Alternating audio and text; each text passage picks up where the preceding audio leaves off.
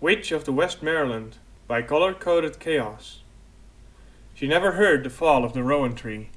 The first that Applejack knew of the weakened dead rowan tree that lined the path of the running of the leaves was when it smashed down on top her back. Despite her strength, which led the weevil-bored tree to shatter into splinters across her spine, her knees buckled and she was pushed into the soft Ponyville loam. This far out into the lead, beyond even Rainbow Dash, there was no pony to come to her aid. Not yet, anyway. She came to the conclusion that she had to dig her way out, even though the impact had done something very, very strange to her head.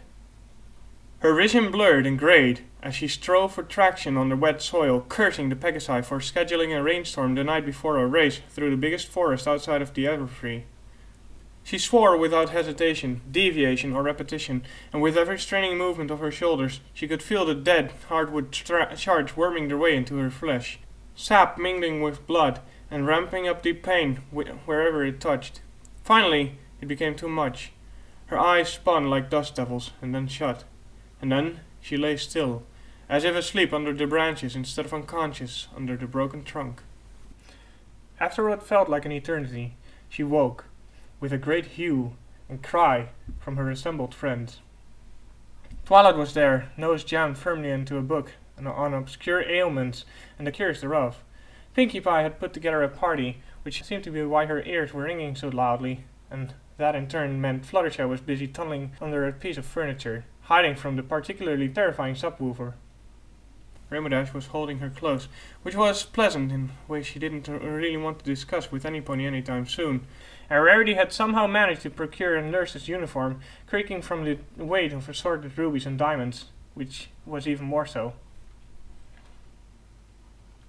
Her vision swam momentarily as a relaxation in Rainbow Dash's embrace let her once again experience the joys of freely available oxygen. And then all her friends started making noises with their faces, of which there was apparently 3 per pony. She couldn't make head nor haunch of any of them, and made to tell them so, but her words were coming out equally incomprehensible, and when you can't understand your own speech, you're either drunk or sick, and either one's a problem to the strongest mare in Ponyville.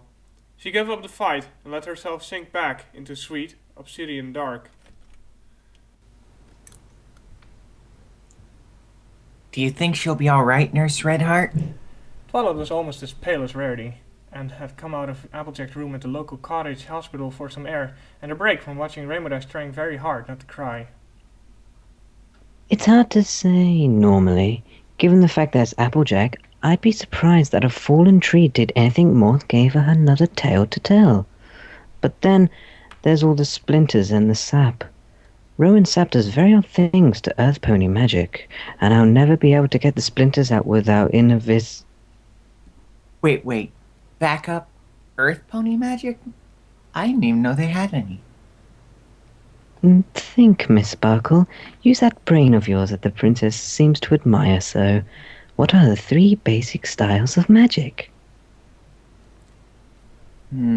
Healing, dueling, and transformation? Said Twilight. The answer drilled into her head in her forehead by rote learning with the princess. Right. Transformation. You see it all the time. Who grows the food we eat, the fowls we love, the timber we build our homes with, who mines and smelts and carves the quarries. Earth ponies. Have you met a unicorn or a pegasus working as a farmer? No, you have not. For the very good reason that they can't do it. That can't be right, though. Rarity and I helped out with the harvest last Applebuck season. Any pony can harvest. Any pony can take from the ground, but it takes an earth pony to give life to the soil anew. Earth pony magic's all about life. When you get right to the bottom of it, it's even more suited to healing and rebuilding than unicorn magic. That makes sense, I guess. Mumbled Twilight whilst thinking the exact opposite. And that's presumably why you're a nurse. But why can you still get unicorn doctors and unicorn healing magic? If one was better, surely it'd edge out the competition. Well, if I was a scholar, I could probably find you some neat little comparison to make you understand, but I'm not. The bottom line is, Earth Pony magic is suitable, and it takes longer. A lot longer, but it sticks. That doesn't explain dueling magic, though. Are you saying an earth pony can make a tree jump up and flatten a... Sorry. Twilight shuffled her hooves and looked at the floor. Apology accepted, Miss Sparkle. But no, the Earth Pony magic I know can't do that. It could, but it hasn't for a long time. But not since Nightmare Moon's rampage burned away so many secrets. But they could. Nowadays, though, it just makes ponies more alive. More alive? A building collapsed here a few years before you came. An Earth Pony's home. Mare come home from work and found her children trapped under tons of rubble. She dug them out within 6 minutes. She threw a roofing beam 20 yards away with her teeth. That's the dueling magic of an Earth Pony. They do not attack first, but they endure. They can always endure until their time. Anyway. Twilight stared into space for some time, listening to the sounds of a cottage hospital at midnight. There wasn't much to hear. Finally, she spoke again, her voice high and quiet. Is it her time then? I don't know.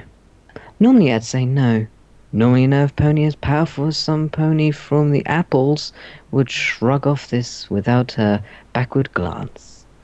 But rowan trees and rowan sap, it can affect some pony badly. Best we hope for it keeps the wounds clean and pray the princess she makes it out. Silence returned for a few minutes, until Raymond Ash bolted out of the room in tears, pursued by the other standing elements of harmony. Twilight smiled apologetically at the nurse pony. I'd best see to my friends. Sorry for badgering you about earth pony magic.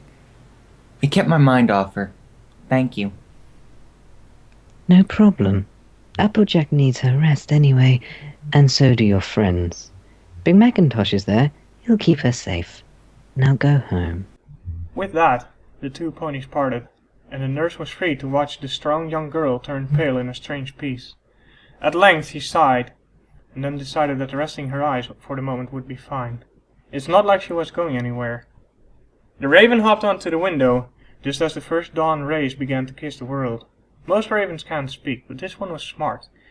It was sent for a purpose by someone with a gift better than a hawk-proof nest box. Hail Rider!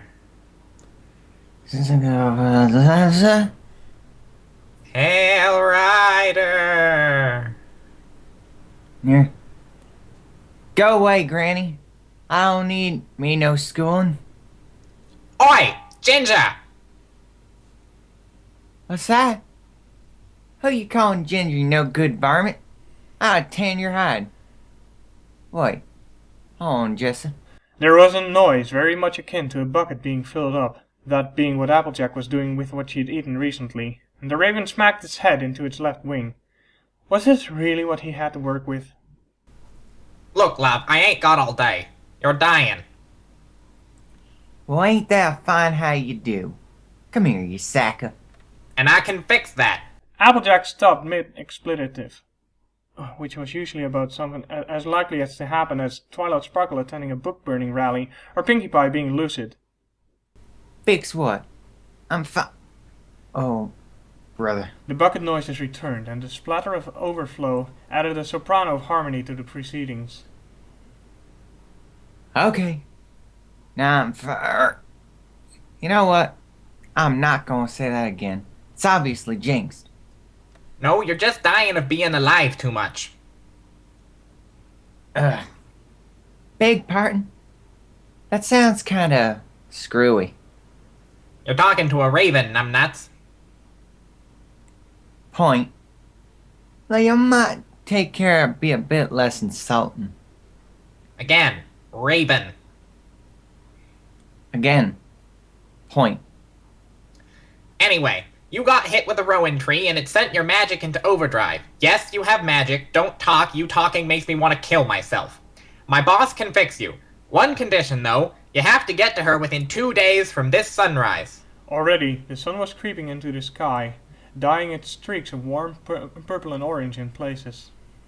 And trust me, this will be hard for you to accept, because technically where she is difficult to get to.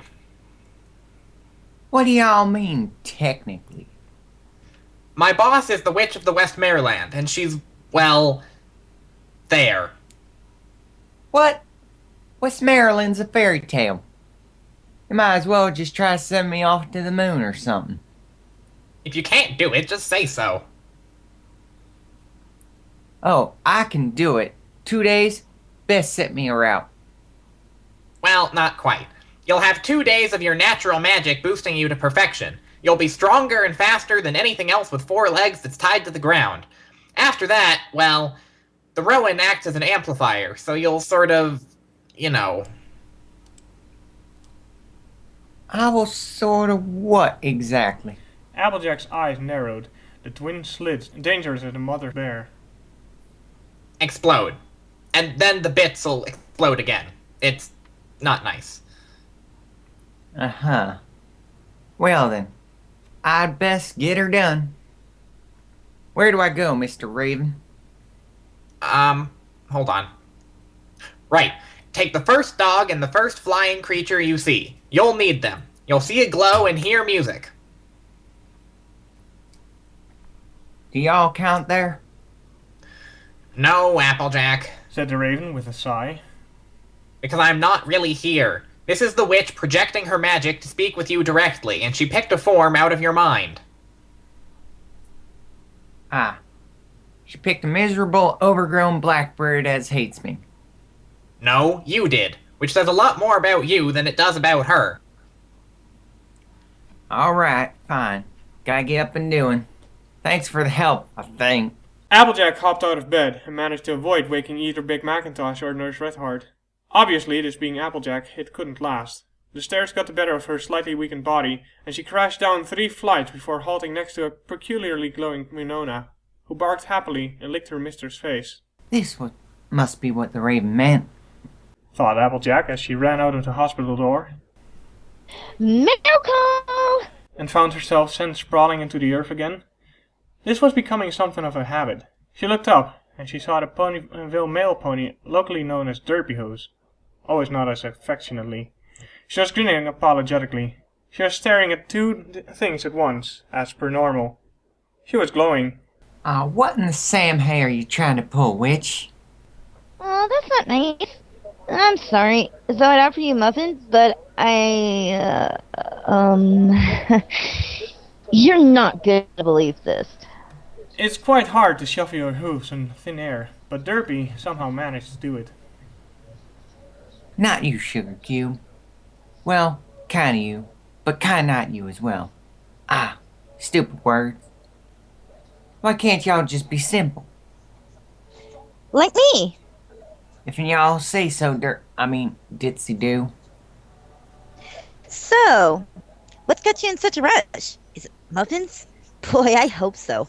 I love chocolate and blueberry and banana and hot sauce, but my favorites are the ones with big candy capital D's on them that Pinkie Pie made my little Dinky for her birthday. Oh, and you're glowing. Is that normal? I wouldn't know. Listen, Ditzy Doo. Something weird's going on. With that, she related the raven's tale to the Pegasus. One eye lavished attention on her, but the other got bored about halfway through and wandered off. By the time the story was told, the other eye had come back, presumably with its own songs to sing. So, you're on a quest. Oh boy, if we find this witch, can we bring her back to Ponyville? Only I couldn't find Dinky anything for show and tell this week, and she said she didn't want muffins or another book on quantum electrodynamics. This would be great. One of the early medieval legendary cycles revolves around the Westmareland. And providing her existence means proving that her existence means there's a bunch of other stuff that we might learn too. And then there will be a parade, and the princess will be nice to me, and I'll get to get my little girl after all, and there will be muffins.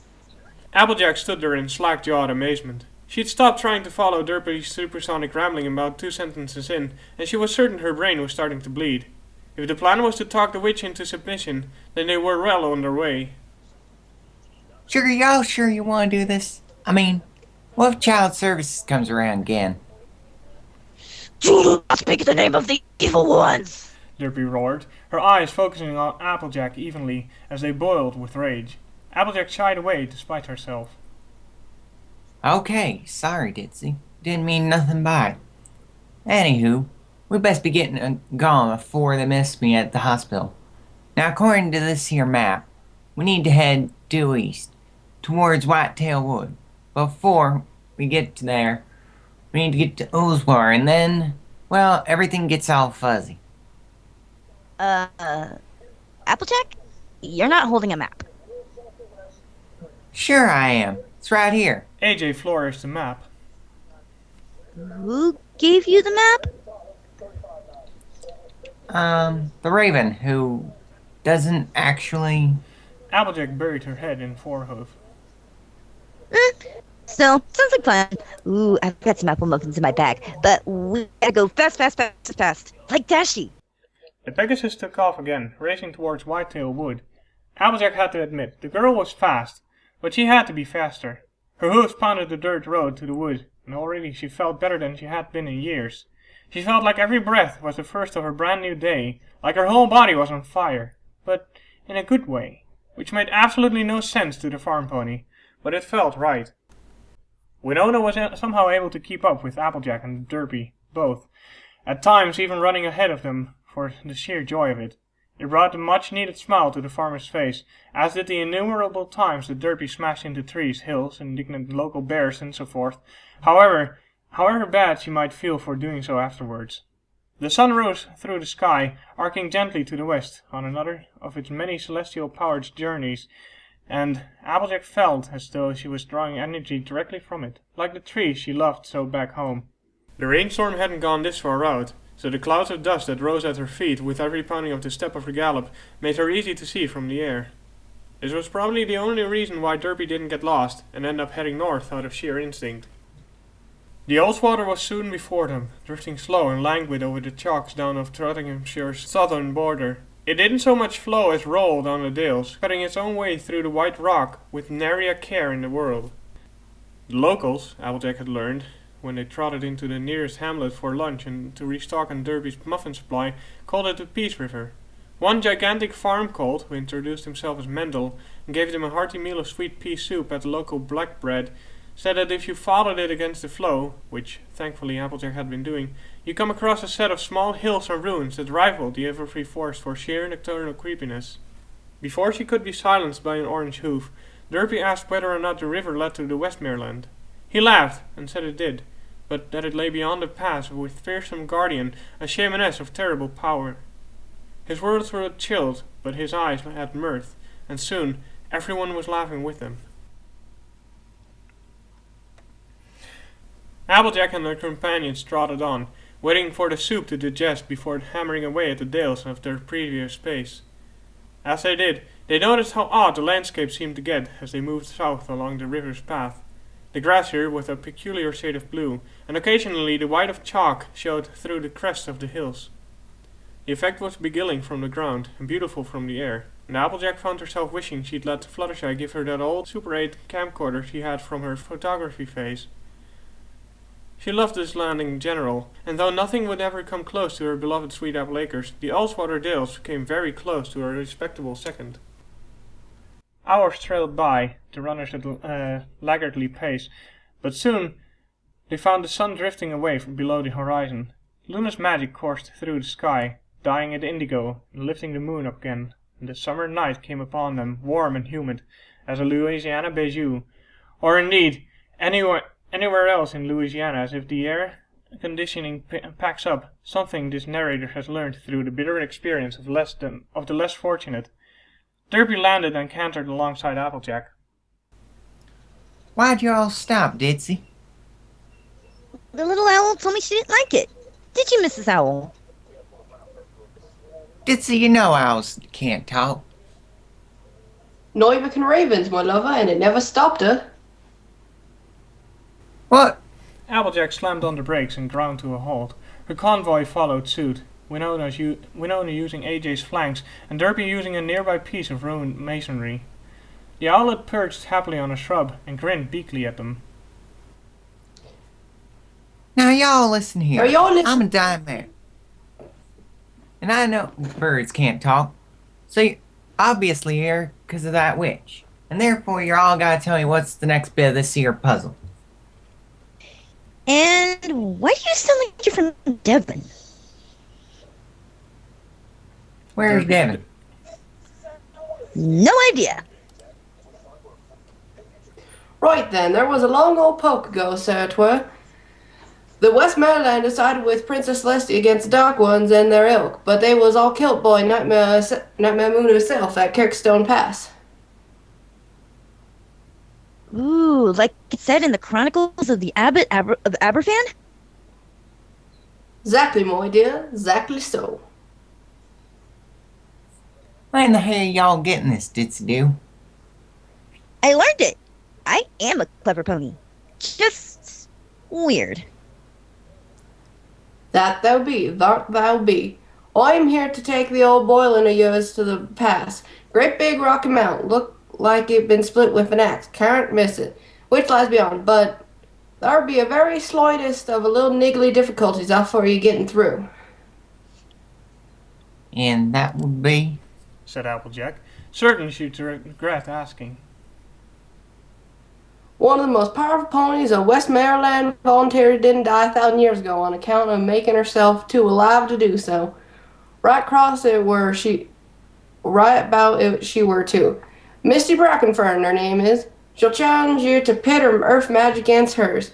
And you ain't had no training. You will be cut to ribbon if you can't find yourself an edge. You know what? Fine. I just plumb don't care anymore. Find somebody else to do this. I'm gonna go home and die in a nice, quiet, peaceful... Controlled detonation? Shut up, Derpy. You ain't making this any easy. The rest of her sentence was abruptly cut off on account of Derpy's hoof slamming into her left ear hole.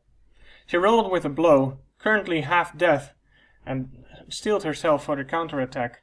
The next attack never came. Derpy had collapsed, sobbing on the river bank, salt tears mingling with the clear river water. Ditzy Doo, I'm sorry. I didn't mean to call you that. Just kinda slipped out. I'm real sorry. Derpy sniffled in between heaving sobs. I thought you were different, Applejack. I thought you liked me. Guess you're just another pony I can't look in the eye anymore. Figuratively speaking, that is. Ditzy, I do like you. You're my friend. A lot of ponies like you. You're a real friend to almost every pony you ever met.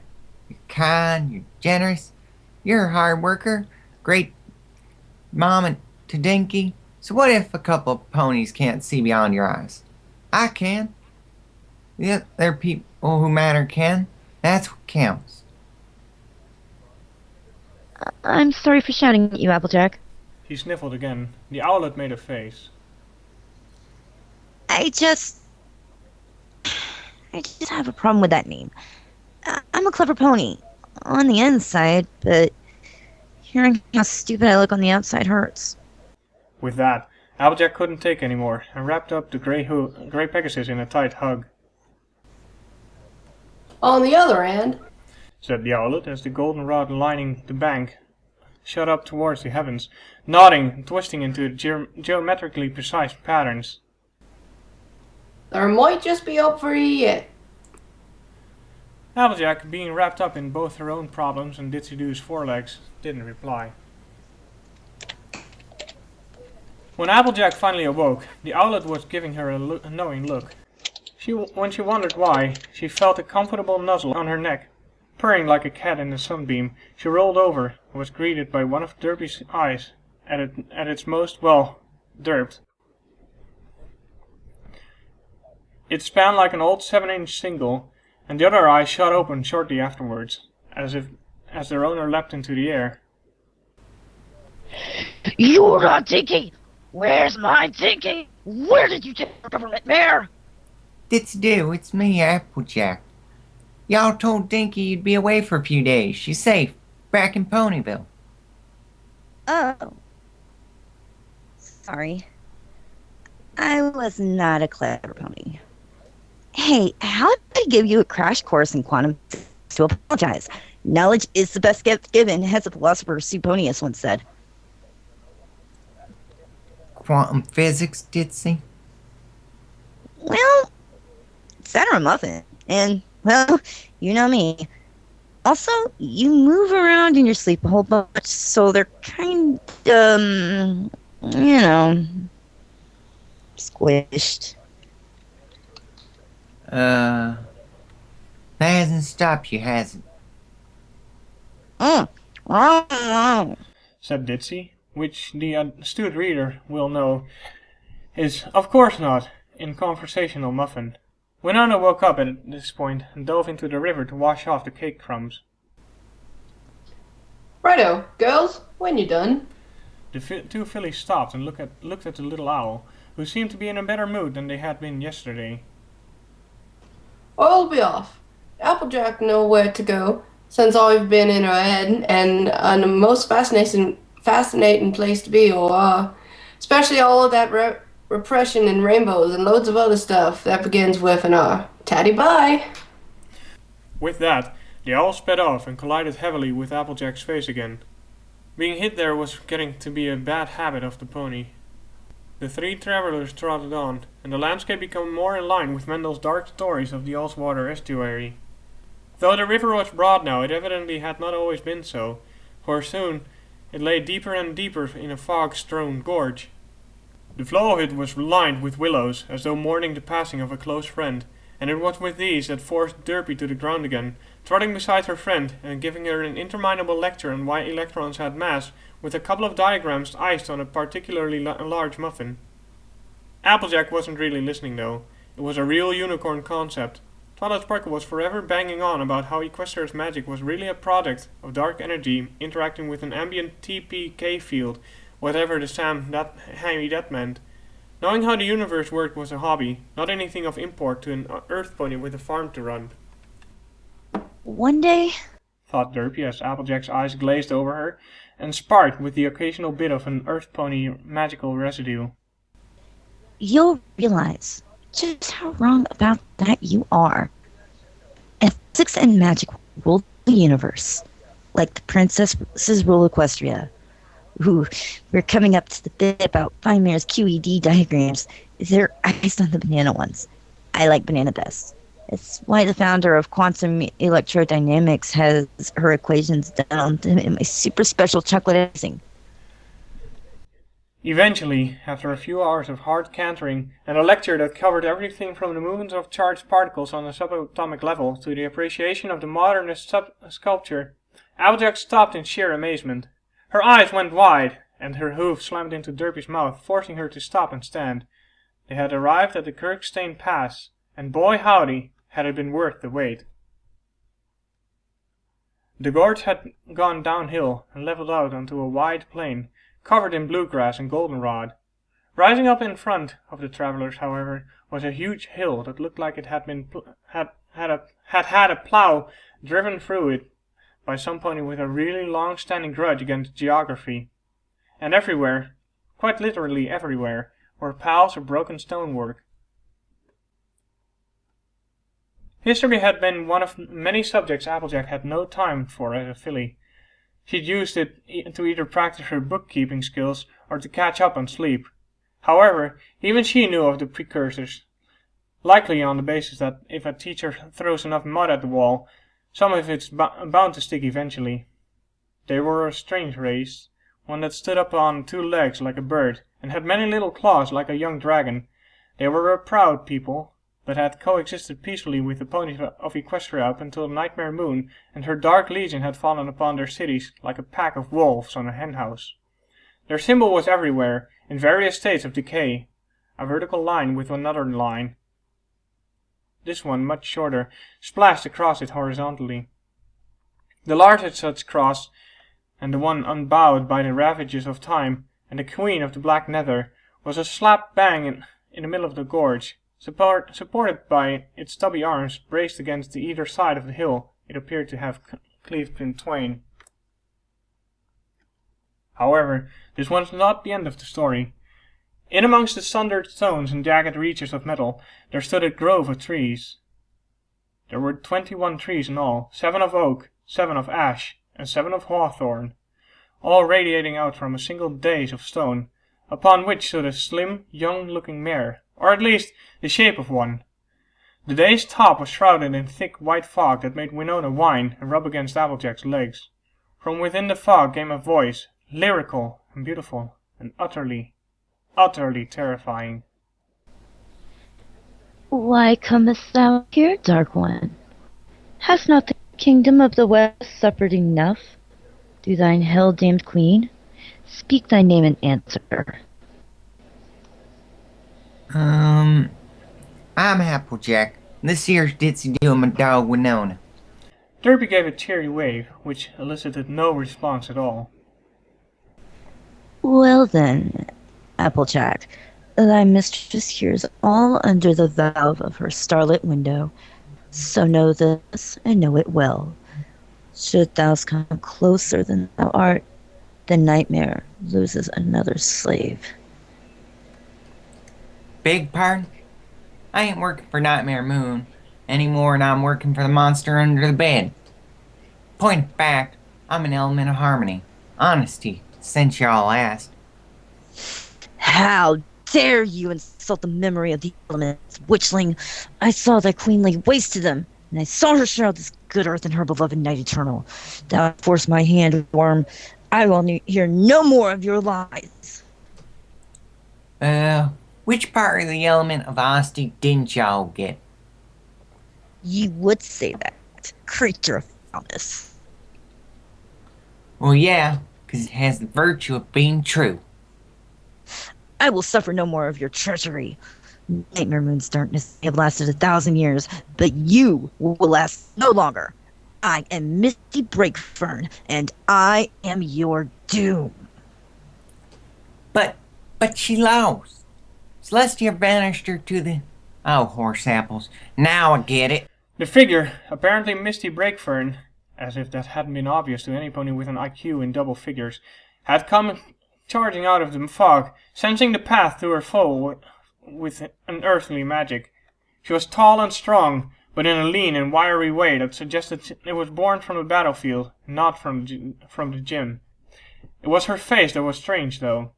Where the rest of the pony's body was teal and glowing softly with a white light, her head was pitch black and expressionless. Applejack's eyes were sharp, though. She could pick out the stitching of the leather and the spatters of dried blood. Misty Brakefern lived in darkness because Nightmare Moon had sewn shut her eyes. The teal pony reared up and glowed brighter. As she stamped her hooves back on the alluvial soil, the blue-grass spikelets reared up, severed themselves from the roots, and fired themselves at Applejack, who dived out of the way barely in time. She picked up a few scores along her farming and magic-hardened skin, but there was no blood yet. Look, I can explain. The farm pony stopped just short of being minced into a burger meat by a rippling mass of bluegrass spikes and threw herself into the reverse to avoid a collapsing statue. If y'all would stop trying to kill me for a while, we could talk this out. Oh, I bet you would love that, wouldn't you? Well, yeah, I mean, the choice between having a number done me in this here dance and not having it, wouldn't you pick the same outcome? Her word was cut off as a long iron pole wreathed in crawling vines slammed into her side at the behest of Misty's magic.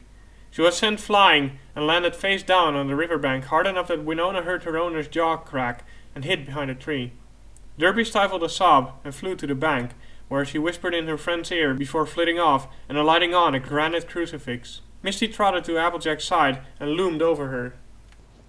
I have 3 strands of holy trees behind me, little moonchild, a trinity of 7s, all lending me the strength of the earth itself. Did you really think you could beat me in the lightless, lifeless times? You are weak. Weaker than a newborn foal. I pity you, but you condemned me to a millennium of darkness. Your mistress damned us all, you silly pony. That did it. My name is Applejack. A spike of goldenrod speared up underneath the teal shaman, throwing her into the air. Applejack's voice dripped with menace. I run the biggest, finest orchard in all Equestria. The branches of the weeping willow above the orange pony's head wavered and sprung forward, latching onto Misty's legs and rendering her completely motionless. I've got rowan in my blood and apple in my bones. Misty's desperate volleys of magic were deflected by the branches of her own oak trees, and the old mare felt the deception in her power. I'm a dying mare on a foolish quest with nothing, absolutely nothing else to lose. A patch of bracken coiled and reared towards the paralyzed teal earth pony, the thorns lengthening to foot-long, razor-sharp blades. And I am not a silly pony. The bracken flashed outwards, and the blades hit home. The tattered leather mask fell away, crumbling gently onto the breeze before it could even hit the ground. I'm a good one. Misty, completely unharmed, blinked several times. She shivered and shook as the pain of 1,000 years without light slammed into her eyes and forced a moan from her lips. She collapsed to the ground as Applejack's magic left the plants that held her aloft, shivering in pain and sorrow. She blinded you, Misty. She blinded you, but she didn't win. She lost for 1,000 years. When she came back to me, my friends got rid of that mare for good. I told you I was the element of honesty. Now, I've got the rest of today to find that witch in the Westmareland, but I reckon you need my help first. The teal mare looked up at Applejack and smiled. That will not be required of thee, Lady Applejack. Fare thee well, and catch the one who has your heart, and ran with it, and ran so fast with it. What do you mean, won't be required? You're here, you're safe. I'm old, my lady. I've been old for a very long time. Impossibly old. I remember the humans firsthand. I remember when Canterlot was twined in with Canterbury.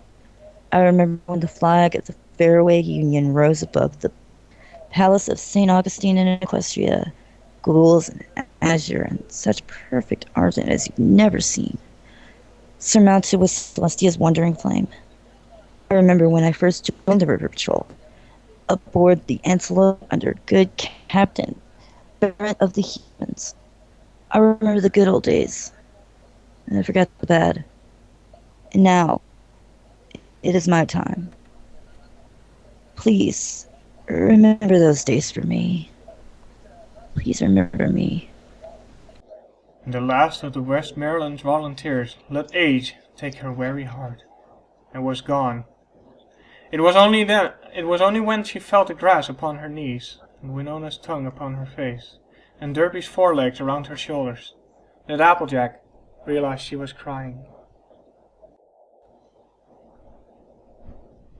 Applejack lay on the strange blue grass, the fight all but gone from her body.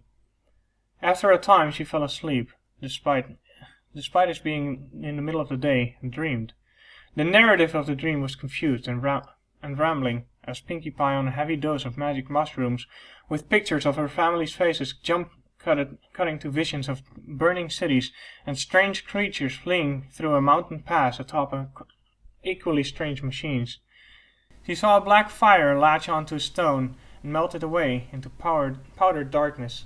She knew death and pain, and though they weren't her memories, they still filled her sleeping eyes with hot, salt tears. And yet, however much she wanted to die right now, however hopeless it all seemed, she knew it wasn't. The memories were bad, but they were why she had to keep going, so that she could always be with her friends, and with her family, and maybe, even one day, even with her. Providing she was like that, of course, which by no means was certain. Eventually, she forced herself to her feet. The sky was of the dull orange of the evening, and the farmer knew she was running out of time. She knew what she had to do now. Ditzy, Yeah, Applejack? I have to do this next part alone. She said as she picked up a couple of goldenrod flowers. I need y'all to look after Winona for me until you hear me call, 'cause I reckon we're gonna have to corral the witch before she heals me. I understand, AJ. Ooh, that reminds me. Somebody needs us to a filling I don't even think exists, so maybe you should call us using that. It's pretty loud after all. She proffered the box to Applejack, who opened it and then sighed. Ditzy Doo, I hate to be a bother. This ain't exactly epic folktale material. Well, we're on something of a budget. Budget smudge it, Ditzy. This is a gosh darn kazoo. Hey, maybe you could call out Maxwell's equations. Those theory everywhere. Since they affect the entire universe, I gotta be able to hear those. Kazoo it is. Yay! We're a real 2-bit operation here, aren't we? Applejack, you're selling yourself short. You're worth 3 bits at least. Derpy smiled winsomely and proffered Applejack the muffin bag. With a sigh, the farmer took a chocolate chip muffin Ditzy selected for her. She saw it had 7 hearts iced onto it, each one the color of the rainbow. She sighed. Am I that obvious? Oh, no, that was just chance. I mean, I know you like fillets, but I didn't know which, so I iced a few of them with hearts related to your friend's cutie marks. Rainbow Dash was the first one out of the bag. Uh-huh. Say, why does that one have all bubbles on it? No reason you should go. Quest to be completed. Bye-bye now! Applejack faced Hooves and cantered off to the pass. The pass was very short, and the setting sun still shone onto the cross at its entrance, casting a long black shadow onto the land before Applejack. According to Misty's memories, every tree here was purely to give power to the witch. There were species she knew, species she had heard of, and species she doubted even Twilight knew how to spell. And far before her, on an overgrown path, was the rolling blue of the Ulswater Sea. In reality, of course, it was a huge freshwater lake, stretching so far that Applejack couldn't even see it curve. The sun's light was just on the point of fading entirely as she stepped into the water, first casting into the goldenrod as she'd picked up earlier, and then steeling herself. Come on, AJ. She thought. No pain and no gain. On 1, on 3. 1, 2. Roar! 4 inches of rowan hardwood shot from in between Applejack's shoulder blades. Its comrade, even longer, leapt from her side. More splinters came, each one making the orange pony shriek with pain and nearly collapse onto the coarse sand of the lake shore. Finally, with one massive effort, Applejack's magic ripped the last and the longest splinter from the center of her back, and her cry shook the birds from the trees miles around. This time, she allowed herself to collapse and let the magic do the work, clotting over her perforated body and molding the splinters into a pony-sized buckler, as the rite of summoning she'd learned from Misty's memories demanded. Grasping it with her teeth, she laid it upon the surface of the lake and pulled the goldenrod in it and waited. She didn't have to wait long. With a great crash of sprayed foam, the witch appeared, rising dripping wet from the lake in an elaborate gown of ice-blue material that matched her eyes, mane and tail, and offset her jet-black coat to perfection. Applejack's weary body began to throb with magic as she prepared herself for the last challenge that this insane quest would throw at her. You're late. Excuse me. Applejack panted. I said you're late, Applejack. In both senses. You're a dead mare walking, even without rowan in your system. You're too long gone. Farewell. She began to dive back into the lake, with a flat pebble bounced off her flank. I did not come all this way for you to tell me I'm late. Turned away from Applejack's eyes, the black mare's features twisted into a warm grin. Then call your allies and run! She took off, thundering along the shoreline with Applejack racing after her, blowing the signal mode as long and as loud as she could. Curious, the witch turned around. A kazoo pale rider. Really? A kazoo? Yeah, I've had this conversation already. Now slow down and let me catch you before I explode and then explode again.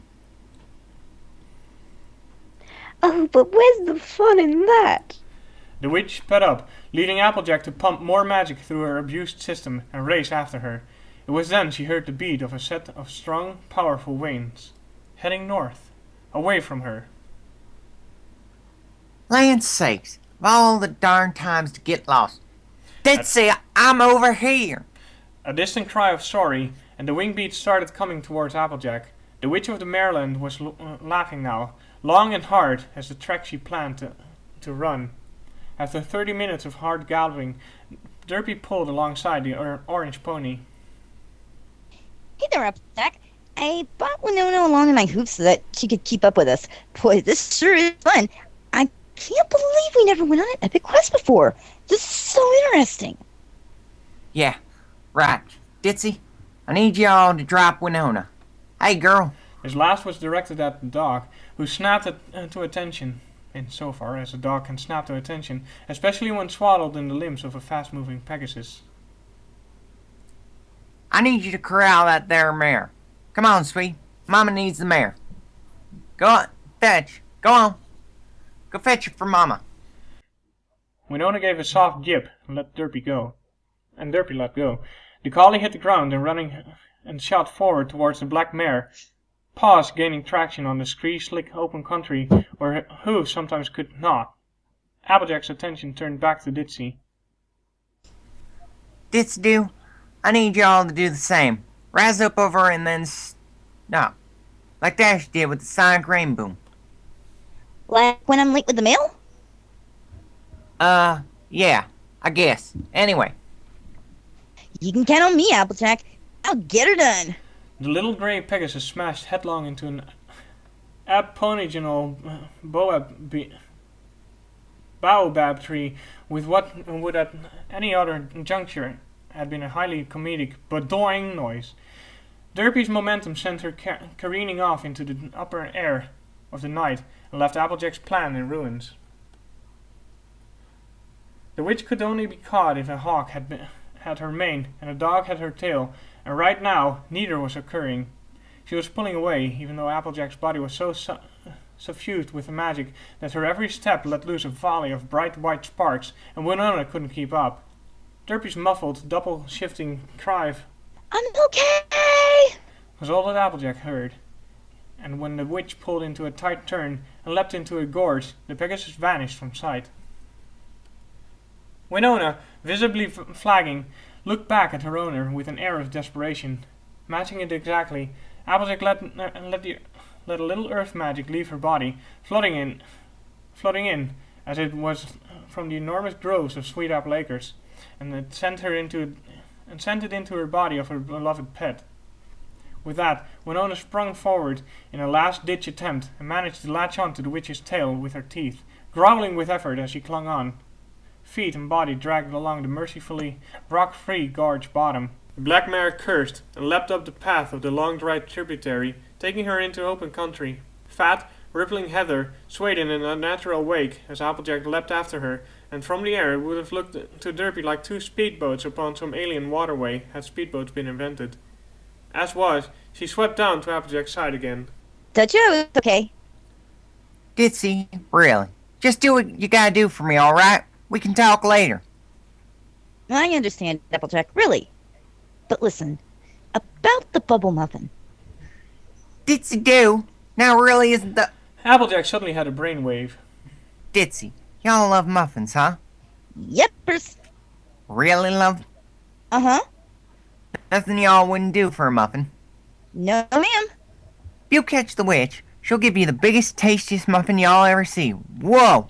Derpy shot off like a hunting cheetah, rising high into the clear sky before swooping down in an almost exact mimicry of how Rainbow Dash had gathered speed for her sonic rainbow. And she did it. Well, sort of. The noise of a sonic boom rocked the valley as Derpy streaked towards her prize, a huge tan ripple spreading out in midair, studded with a little mahogany dark eddies. In the time it took Applejack to twig as to what it actually signified, the witch of the Westmareland had been summarily dump-tackled by Derpy and was lying prone on the floor, pinned by the wallowed-eye Pegasus and guarded by the dusty brown and battered-looking collie dog. Applejack pulled up beside her fallen quarry, magic boiling off of her in great gouts of glowing white smoke, and her wounds ripping open again by her exertions. Give me my muffin pony. Give me the big old muffin. Give me. No. Oh, hey, Applejack. Please. Croaked the witch as she summoned her magic. It's over there. Everything hurts. Yay! Derpy took off again, this time heading towards the rising mound of golden brown in the distance. Like the... well, what could one call it? Like the sonic boom's pattern earlier, it was studded with chocolate chips that were a yard across each. That's better. Now then, Applejack, you need healing and fast. Well, I do. Good. You earned it, too. The silver chain holding her dress together soon drooped off at the feet of an increasingly shocked-looking Applejack. She felt something tighten across her wounds, and looked to see it was the goldenrod from her offering. The farm pony looked back up and found, to her great amazement, that she couldn't actually speak. A kiss will do that to you. Despite her pale flesh, her blood-flecked coat, and the reek of sweat, the black mare kissed the orange one again, and then once more after that. The last of the three sealed the trinity needed for the earth spell to work, and Applejack felt the poison leave her body through her splinter wounds, the punctures, and the cuts sealing themselves shut, as the magic of the Westmareland coursed through the Ponyville filly's body. It was as if the great weight had been lifted from Applejack's shoulders, and she fell upon the witch's shoulder, soft tears of joy rolling down her face and darkening the pale mane of her prize. You get to learn my name, too. What? My true name. There's only one group that learns it, the same as there's only one group of people that sees my cutie mark. Well, you see... Applejack's face was slowly growing redder and redder, and it was only when she heard the thump of her flank hitting a tree that she realized she'd been backing away from the gently smiling mare before her. Miss Witch? Call me Mairwyn. The blue gown left Mairwyn's body, showing off her cutie mark, an intricate knotwork pattern picked out in an ice blue. Said Applejack, as her cheeks started to singe with the surrounding greenery. It was the last coherent thought she had that night. It was late in the morning of the third day since Applejack's visitation from the Raven, and she awoke feeling better than she'd ever felt before. All the little twinges and aches that a pony amassed over a lifetime of hard graft were gone, and in their place lay the warm glow of, well, afterglow. Mairwyn's body was warm against hers, and the dark mare's head was resting on her neck in a way that caused blood to run into newly familiar places. Soon the Westmare had also stirred, her eyes meeting those of the farm pony she had sought out a scant days before. You know, you move around a lot when you sleep, Applejack. Eviled Applejack. remembering the previous night in exquisite detail, and therefore not really capable of coherent speech. Gosh, She thought. this must be how Fluttershy feels all the time. Only pride without the, well, you know. Ah, you're a cute one.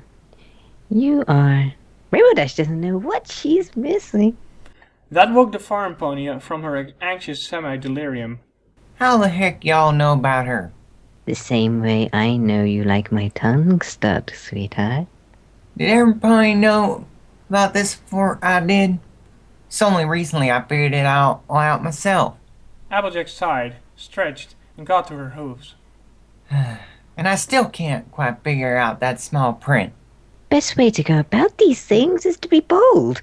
Actually, I might be able to help you with that. You already did, Mairwyn. I don't feel like I'm fighting against myself anymore. I know what feels right, and I gotta go with it. I'm not hiding myself away no more.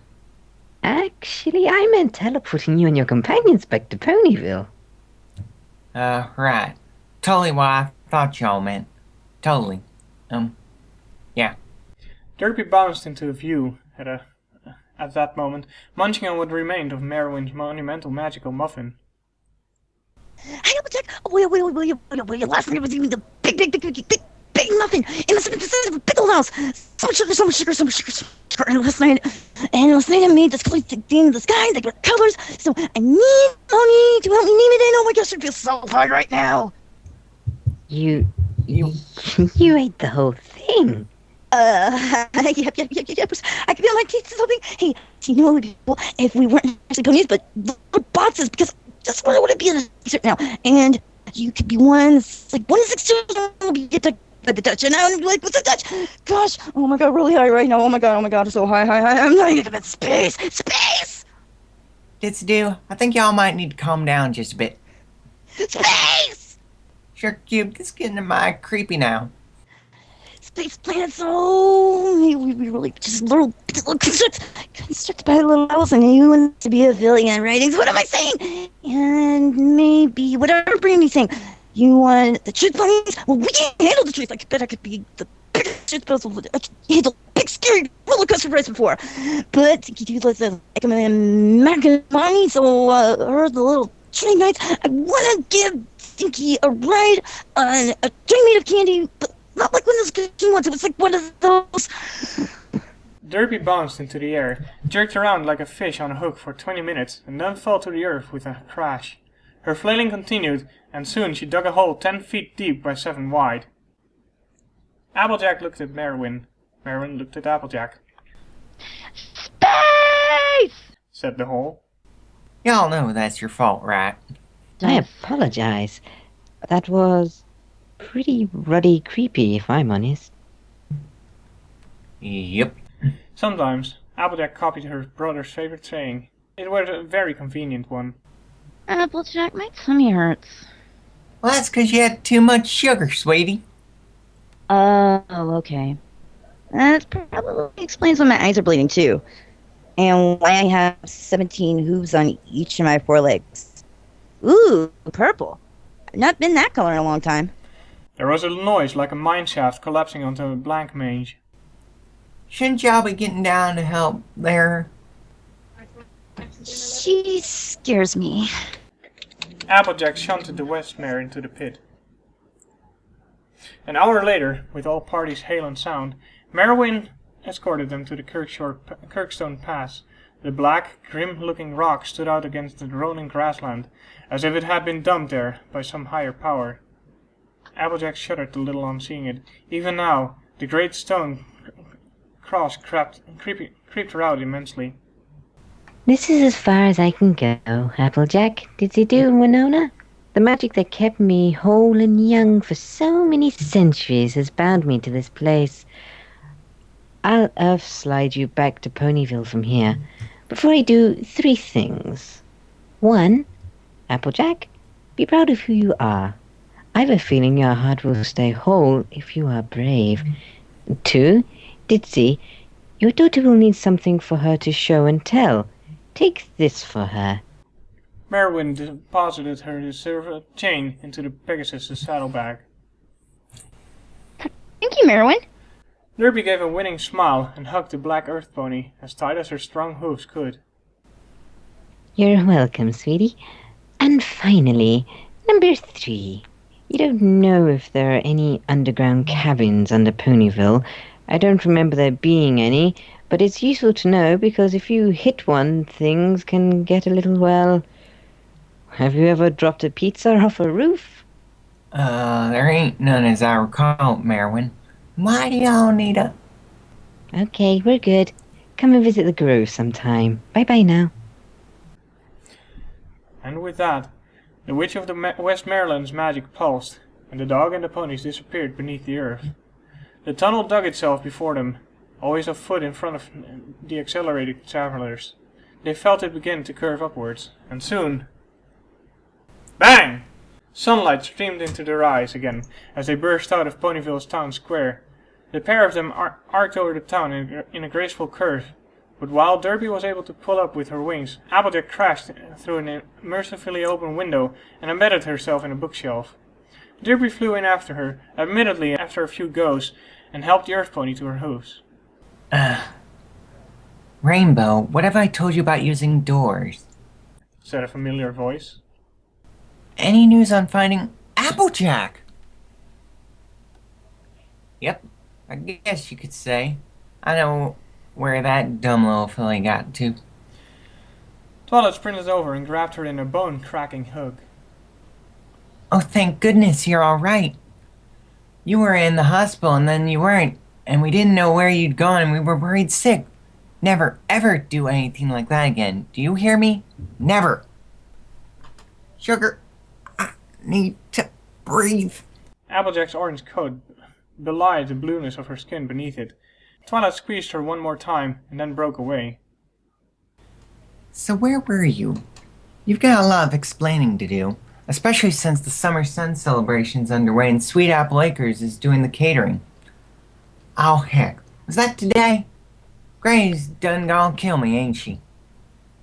Not if Big Macintosh and Apple Bloom see you first.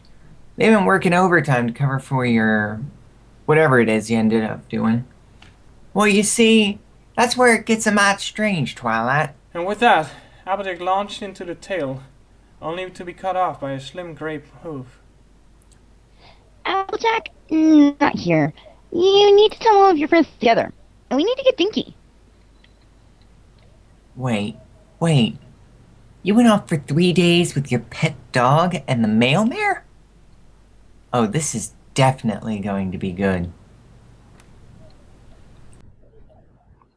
The Summer Sun celebration, unlike the one last year, went off without a hitch. The party lasted from sunset, with DJ Poenfrie's set lasting until 4 in the morning, and Twilight and Applejack slowly gathered up the remainder of their friends.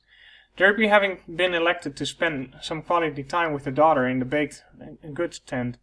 Applejack's ribs were tested to breaking points by a succession of delighted, angry, and above all relieved ponies, and even though Granny Smith had clouted the orange pony with her Zimmer frame hard enough to knock her granddaughter to the floor yet again, the family reunion was one of very purest joy.